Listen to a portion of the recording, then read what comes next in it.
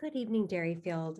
This is Lindley Schutz. I'm Associate Head of School, and thank you so much for joining me for tonight's Fireside Chat. Tonight, we're going to focus on the course selection process. We're going to talk about the philosophy that will help to guide your students' choices, and we'll describe in detail the important deadlines and critical steps as you move through the process. I'm going to use my notes as we go through this because there's so much important information to share. And please take a moment to add your questions to the Q&A or the chat so that at the end, I can take some time to look at those and answer them as well as I can. Please know if I can't answer all of your questions tonight, I'll be sure to follow up with an email later to answer them. All right, I'm going to share my screen and we can get started. The goal tonight is for us to talk about three things. We're going to clarify the process of course selection. I'm going to share with you our Derryfield philosophy to help guide your course selection. We're going to review important deadlines. And finally, we're going to talk about ways that we can partner together to create a course schedule that will set your student up to feel inspired and purposeful and ready to thrive. The course process actually begins almost a full year ago when our faculty meet with our assistant head of school for innovation and with me as associate head and academic dean to begin to modify and design new courses. As we set into that process, we ask several critical questions. We ask, where can we do better to prepare our students to be innovative and compassionate problem solvers? Which skills do all Derryfield students need? The answer to that question often leads to classes like the required 10th grade computer science class. We also ask which courses give students opportunities at the highest level, such as advanced topic US history, or to develop specific topics such as environmental science. The result of our work is that we've developed a rich array of over 130 courses across the disciplines. In January, we finalized new course offerings and describe all of the courses in the curriculum guide. In the opening pages of the curriculum guide, you'll find the Derryfield graduation requirements and descriptions of the standard course of study for each grade level. You'll also find the criteria used to assess student readiness for honors and advanced topic courses. The guide also includes links to the Malone School Online Network and guidelines for Derryfield Independent Studies, exploration courses, and LEAD. Once the curriculum guide is complete, departments meet to make course recommendations. Teachers make their recommendations based on a number of factors. They look to a student to see how they demonstrated genuine curiosity in the subject. They look to see that students have been able to consistently meet deadlines and manage the pace and depth of content.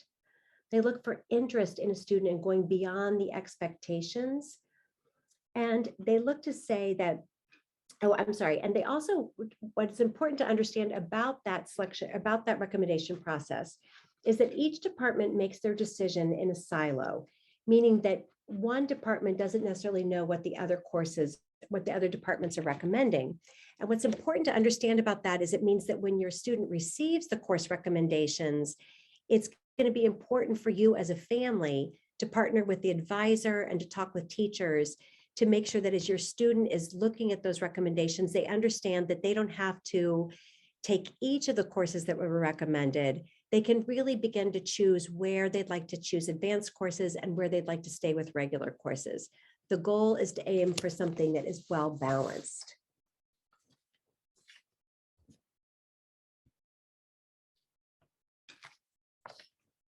It's required that Derryfield students take 5 courses each term. In addition to the 5 courses, students also take LEAD and exploration classes in the 8th block. Our LEAD classes cultivate skills in leadership, ethics, and well-being. Exploration blocks offer passion pursuits such as Model UN, robotics, Equity Club, publications such as Bloom, and more. In addition, in the 10th grade, students take the required computer science class in the 8th block. In addition, Students have what we think of as sort of the sixth class, and that's the space where they're often choosing to take electives in new areas that allow them to explore. Those classes often include the creative arts, things such as ceramics or a fantastic new course that we're going to be offering in figure drawing, graphics arts, digital arts. As you choose those creative arts, you're going to want to check to make sure what the prerequisites are, so that, for example, if a student wants to take digital photography, that course might require drawing first. So students are going to want to map out their choices for creative arts and make sure they have the requirements needed to go on to the class that they'd like to take. The sixth class is also a spot where students often explore STEM classes such as computer science, STEM 1, 2, or 3, where they delve into design thinking and engineering and research, as well as our Red X class, which actually stands for Research, Engineering, and Design. Red X is a fantastic class that invites students to design projects. Working with Mr. Pankratz, they also will begin to participate in what are called legacy projects, meaning they'll be working on a project that's handed down year by year so that each new class can steward that project for the next year. This is also an area in which students can take academic support. Many ninth graders use the academic foundations course as a way to really learn about and reinforce important study habits and time management skills. In later years, students might take academic support as a place to get guided study and some one-on-one help in continuing to develop those skills or around specific disciplines. In the 11th and 12th grades, the sixth class is often where students choose to pursue something called the Malone School Online Network. Derryfield is fortunate to belong to the Malone School Network. It's a group of over 50 schools, 25 of which offer online courses. We offer a course called American Food System. We've offered a course called Are We Rome? Over the next year, we're going to be offering 2 amazing courses around women's history. And the Malone School courses give students an opportunity to pursue some courses such as very high level mathematics like multivariable calculus or linear algebra, or to pursue something like forensics, economics, philosophy. The Malone classes perfectly complement the Derryfield classes. Students go through an application process to take those courses and should reach out to Ms. Eck if they think that they're interested.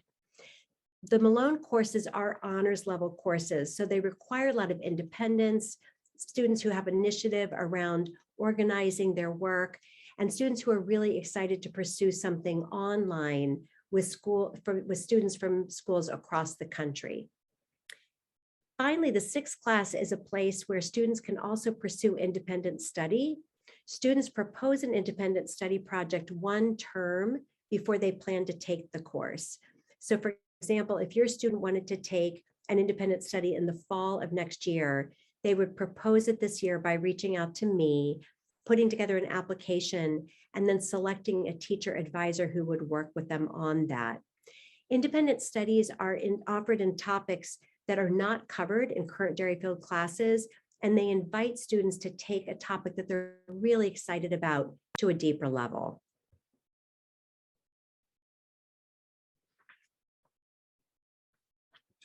Derryfield also offers courses across a range of levels. And one of the ways that I like to think about talking about levels with students is that each level is really designed with specific intentions around where students are in their skills and interest development in a specific subject. Our regular classes are designed to focus on essential skills and content building. They're excellent choices because they scaffold the skills and give students the flexibility to choose when they want to push the pedal and go deeper if they have the time and inclination. Regular courses are also a fantastic place for students to begin to delve into a topic that they might not know very much about, such as STEM or a regular class in a world language that they're excited about, but they're not sure yet that they have the skills to go the next step. Our honors classes move at a faster pace, and they ask students to go deeper into topics and to do more independent work. Finally, our advanced topics are our most rigorous level courses, and I'm going to tell you a little bit more about those in just a moment. But I want to take a moment to address a question that students often have when we talk about the different level courses, because it's a really important question. Students often say, I understand that the classwork in the course is going to be more rigorous. It might move at a faster pace. But what happens in terms of the homework? What am I responsible for when I'm not in class with my teacher there to guide me and my peers to help me? Homework policy for regular courses says that about 30 minutes between each class, students will be responsible for reading or equation work or furthering the next step of their group work. That 30 minutes is really an average. Each of these estimates is an average. And what that means is that for some students, that 30 minutes might actually take 15 minutes. And for others, it might take more like 45 or sometimes even 60. But the goal is for students to begin to get a sense about what a regular class time, what a regular class involves in terms of homework, so that they can use that 30-minute average as a way to gauge what they might actually experience if they were to step into a more advanced class. Honors classes are allowed to assign on average 45 minutes for each next class period. And again, that means that for some students, that might take longer than that 45 minutes. It might take them 60 minutes to 90 minutes. So again, it's important to remember as we help our students make choices about which courses they're going to take, that the way that they experience the homework load is going to feel different for each of them, depending upon where their skills currently are, how quickly they tend to manage their reading. Are they a very methodical reader? Are they a slower reader who likes to take lots of notes? Again, just sort of what level engagement they bring to the class. And that energy often drives their ability to move through that homework load at a different pace. It's also important, again, to look to the upper school curriculum guide to understand about prerequisites and grade level requirements, so that as students are thinking about the courses they want to take, they understand how to prepare for the next year ahead by choosing the course this year, the prerequisite, that will allow them to take the next course they'd like to the following year. We offer an amazing array of advanced topic courses. Our advanced topic courses each offer a unique project that addresses a real world challenge. It involves sustained research that includes current experts in the fields and includes a public presentation or evaluation. While the AT courses are decidedly college level courses, often taught by teachers who have taught at the college level, our alumni report back to us that all of their Derryfield courses, from regular classes to their advanced topic classes, prepared them so fully for college that they just felt like they knocked it out of the park when they got to their first year of college and beyond. So with all of these choices, how do you develop a course load and schedule that allows your child to thrive? I'd like to share with you some guidelines that have come together over the years with feedback that we've gotten from students most consistently, but also the wisdom of our faculty and advisors and other families as they've shepherded their children through our 6 through 12 program. And the way that I like to frame these guidelines is to think about them in terms of two core Derryfield values: aim high and balance. And as a wonderful teacher just said to me tonight, he said, when you create balance, you're able to aim high. So here are some of those guidelines that I'd like to share with you. Identify courses that cultivate areas of interest and passion pursuit through the topics, research, and activities that the course offers. Is this a time to establish a foundation in a regular course? Are you ready to dive deeper into an advanced course? What will those courses teach you about the subject and the way it is applied in the world? Remember to try new things, explore, and take risks. A trimester elective or a year-long course in an area you're curious about might open up new pathways. Consult your own pathway for course suggestions. This one goes to balance. Don't overextend. Choose enough challenge to grow and enough balance that one course does not take all of your time and hurt your performance in other areas. New students again report that our regular courses at Derryfield are already advanced courses. While Derryfield does not cap the number of advanced courses our students can take, students report that 2 honors and/or advanced courses are a good balance. They can work hard in those courses and have time to succeed in their other courses and pursue extracurriculars and time with friends and family.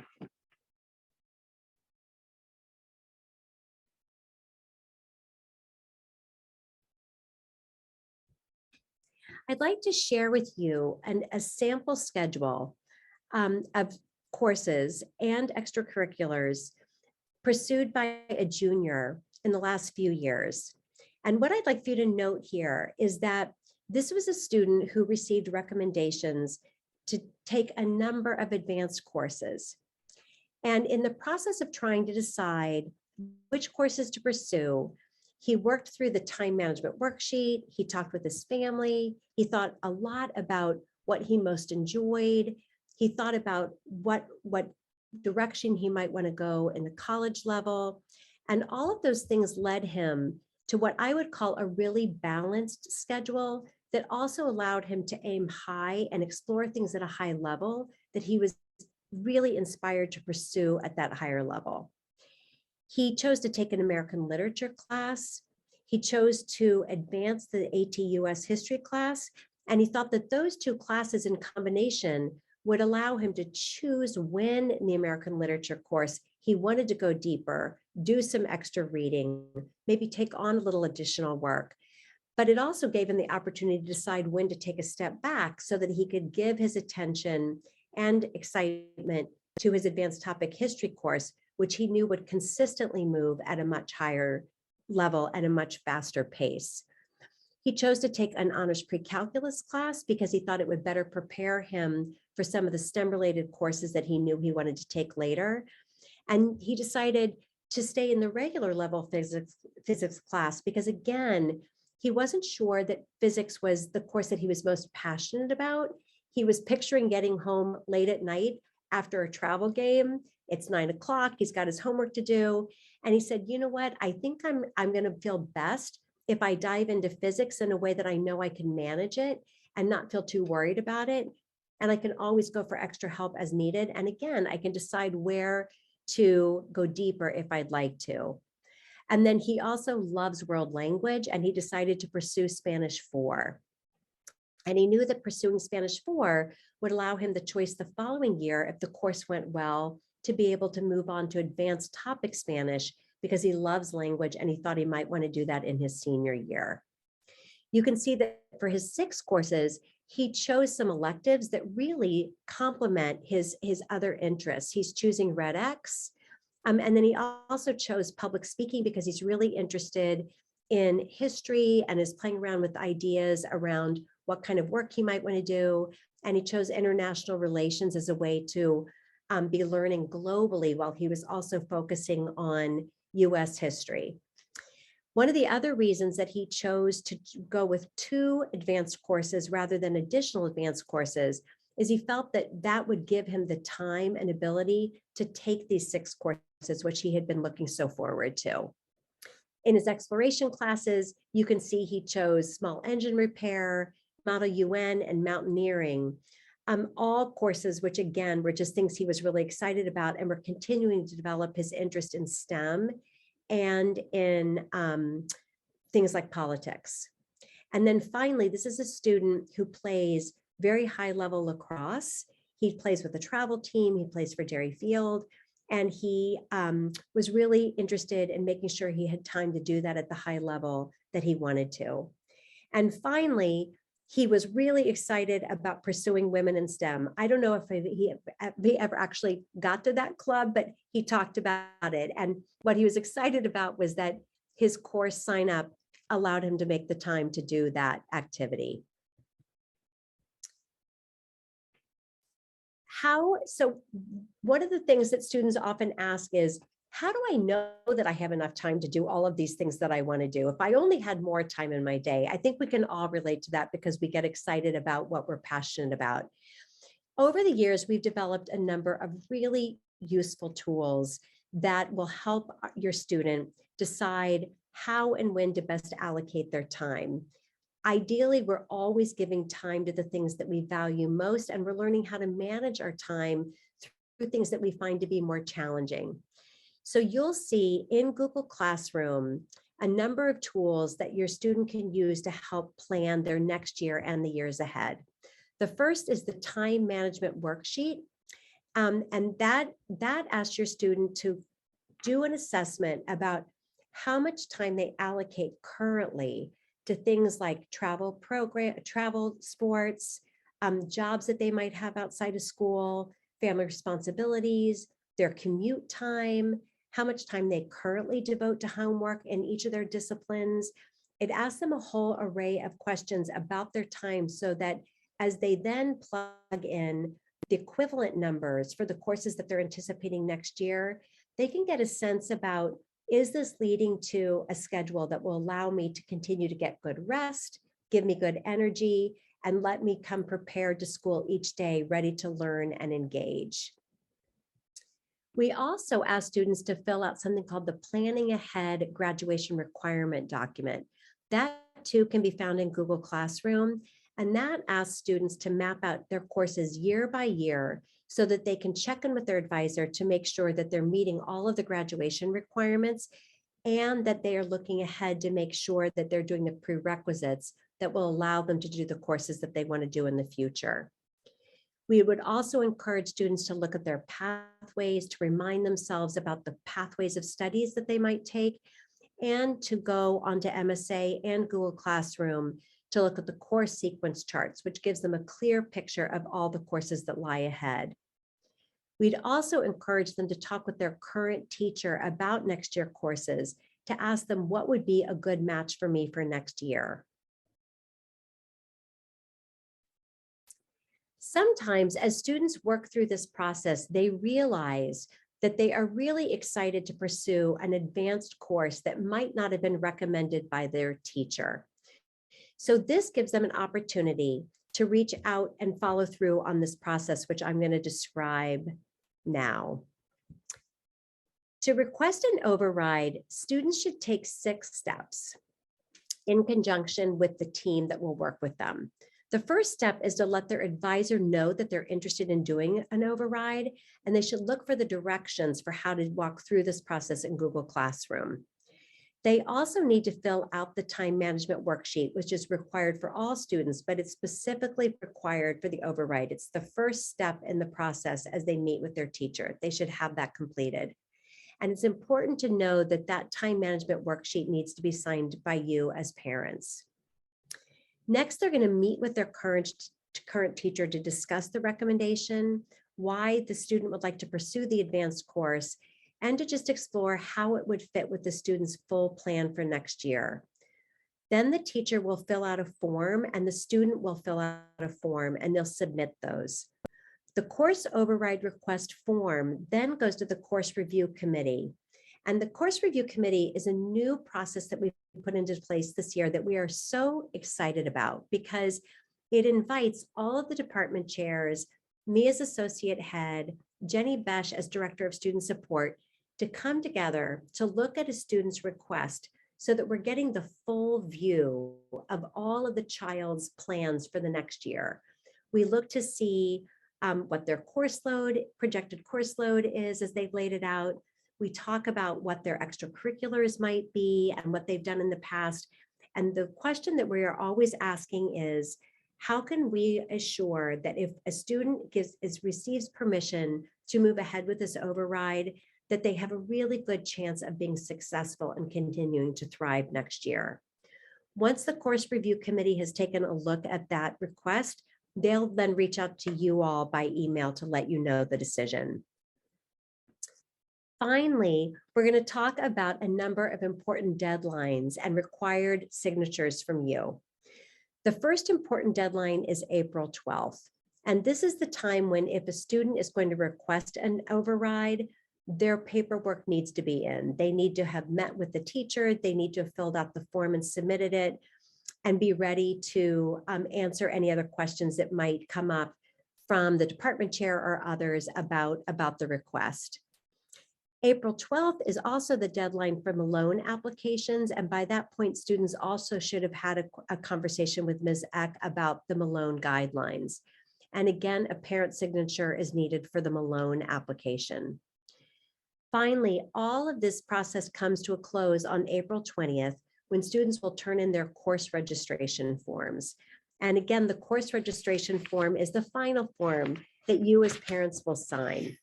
And the signature is important because even though it means you're really just sitting at home and you're typing in your name, what it really indicates to us is that this course sign-up process has been a conversation between you and your student, between you and your student's advisor, and you're letting us know that you are excited and committed to working through that schedule with your child in the next year.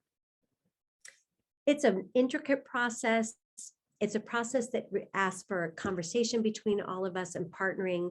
And what we find each year is that when we've moved through this process well, we achieve what the goal is, which is to create a course design that allows your students to come to school each day feeling motivated, purposeful, knowing that they're going to be engaged in innovative and meaningful learning.